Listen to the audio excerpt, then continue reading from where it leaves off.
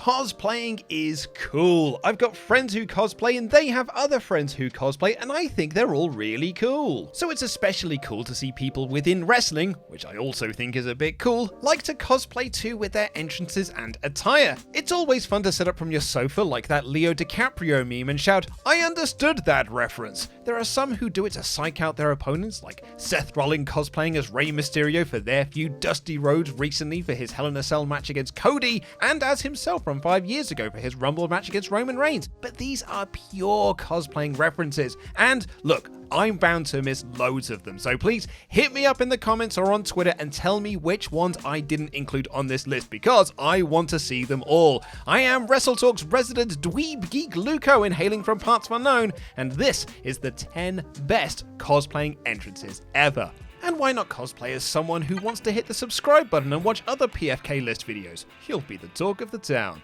Honourable mention, Johnny Gargano is a nerd. Fun fact, Johnny Gargano is such a nerd that he named his kid after Peter Quill from Guardians of the Galaxy, and has done several NXT TakeOver events with outfits based on Venom, Iron Man, Wolverine, the Punisher, and more.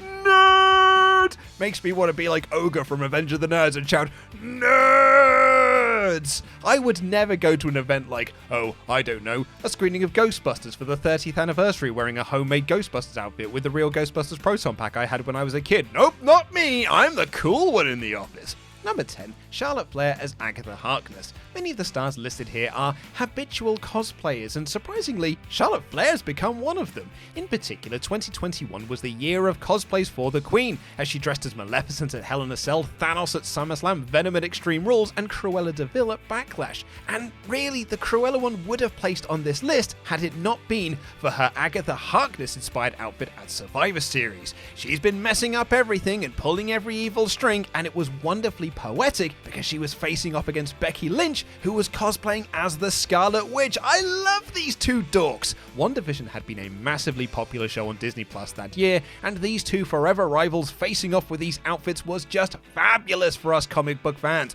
Becky's Scarlet Witch should probably be the entry here, as it was the better outfit, but Flair is our pick because it was Agatha all along.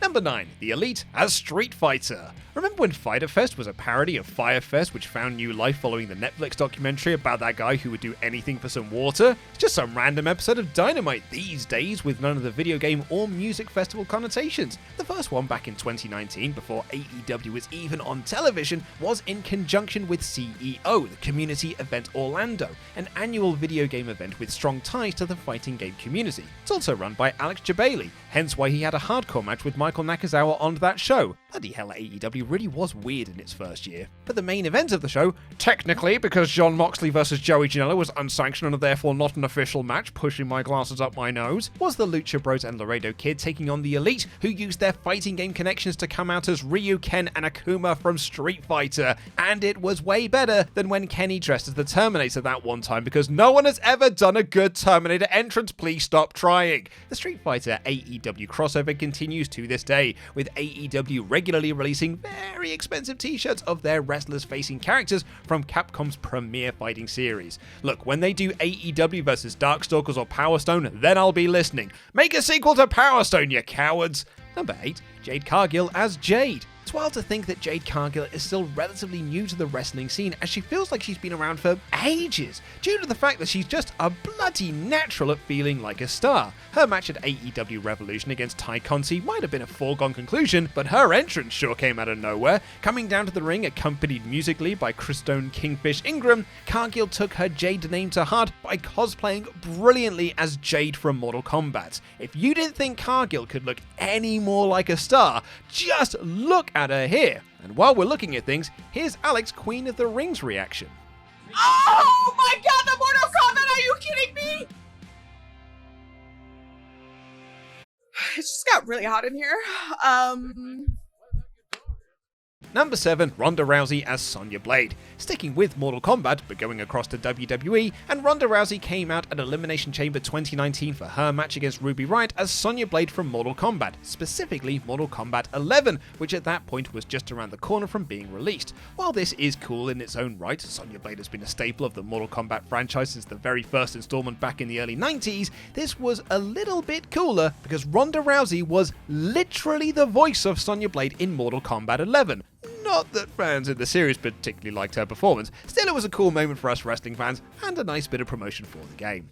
Number 6, Zelina Vega as Vega. Sticking with WWE but going back to Street Fighter, and similarly to Jade Cargill cosplaying as someone with her name, Zelina Vega entered the 2019 Royal Rumble as her Street Fighter namesake Vega, complete with mask and claw, because Vega has always been one of the coolest characters in Street Fighter. It's just too bad she didn't get to shout.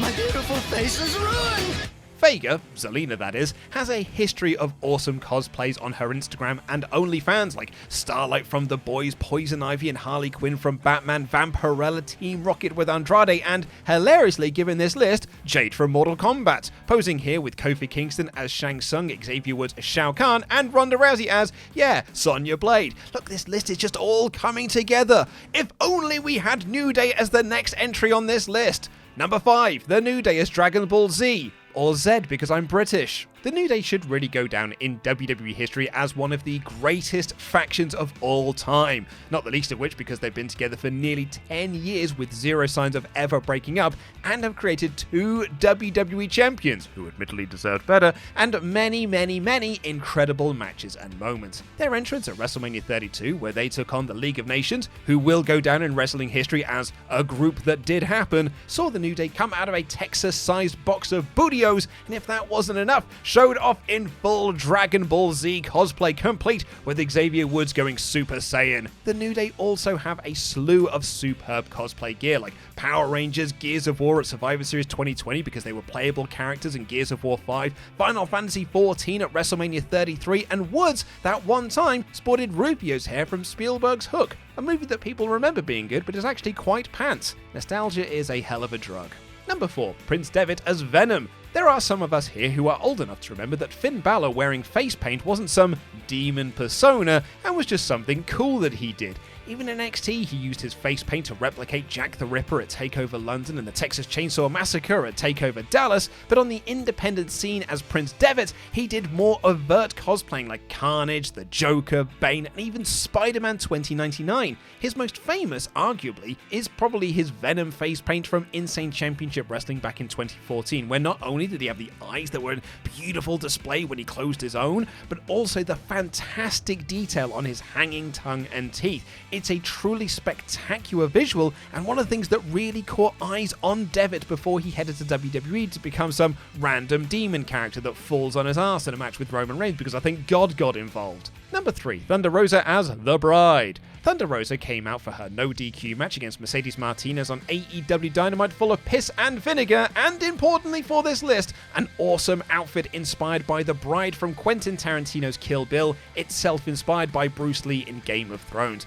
It's so cool, she's used the outfit twice, recently defending her AEW Women's Championship against Marina Shafir on Dynamite while wearing it. Fun fact, I think Kill Bill is a bit but Thunder Rosa rules, so I'm putting it here. Perhaps the better cosplay was from last year, where she came out for her TBS Championship tournament match against Jade Cargill as X-23 from the X-Men, complete with awesome adamantium claws. Thunder Rosa is so cool! It was also a nice touch as Cargill dyed her hair silver as a tribute to Storm from X-Men, which brings us back to our first entry of Agatha and Wanda. I love it when wrestlers do stuff like this. Wrestling is cool, everyone. Go tell your friends. And speaking of cool, Number 2, Alexa Bliss as Chucky. Alexa Bliss is a massive nerd and has donned loads of cool cosplay attire over the years, like Freddy Krueger, Supergirl, Buzz Lightyear, even firing a laser at one point like the brilliant dweeb that she is, Iron Man, and more. However, my pick of the bunch was the Halloween episode of Raw from 2017 where she came out as good guy doll Chucky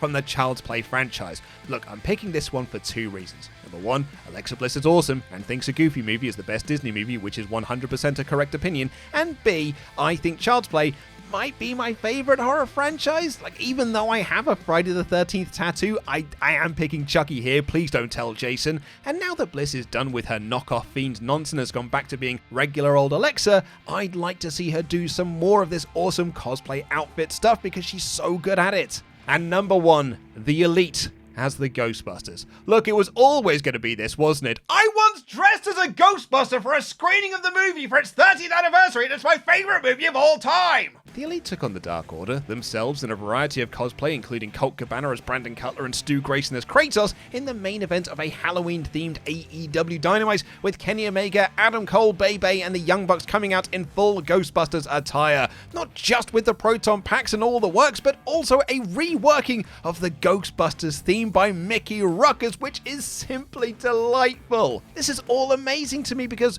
yeah, as I said, Ghostbusters is the best movie ever made, but it actually also played into the story of the match, as the Stay Puft Marshmallow Man revealed himself to be none other than Hangman Adam Page, who was feuding with Kenny Omega for the title at the time. The reaction from the crowd was palpable, made only more incredible because everyone was in such goofy outfits. Bloody love pro wrestling sometimes. There are some who made fun of this because Adam Cole was once NXT champion, and some WWE fans think this was a humiliating step down for him, but those people are frankly idiots. And if you're one of them watching this video, I'm sorry, but you're a idiot and this was awesome. Have a bit of fun in your life!